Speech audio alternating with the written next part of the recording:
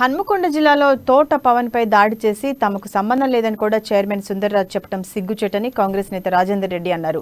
విజయ్ భాస్కర్, సోదా కిరణ్ అనుచరులను పవన్ పైకి దాడికి ఉసుగొల్పారని విమర్శించారు. ఫోటోలు, వీడియోలతో ఆధారాలు ఉన్నా తమకేం సంబంధం లేదని ఎలా అంటారని రాజేందర్ రెడ్డి ప్రశ్నించారు.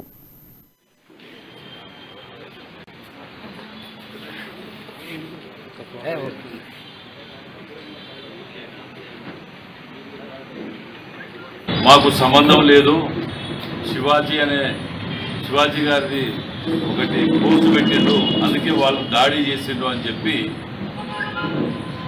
చదువుకున్న విద్యా సంస్థల అధిపతి కూడా చైర్మన్,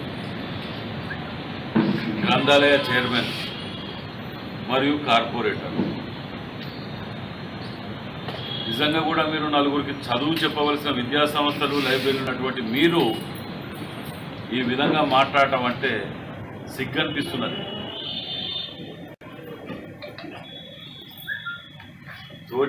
అతని తోట పవన్ మీద దాడి జరిగి చావు బతుకులో ఉండి కుటుంబం ఆగమై ఉంటే మాకు సంబంధం లేదు, మా పార్టీ వాడికి అసలు టీఆర్ఎస్ సంబంధం లేదు అంటున్నారు కదా.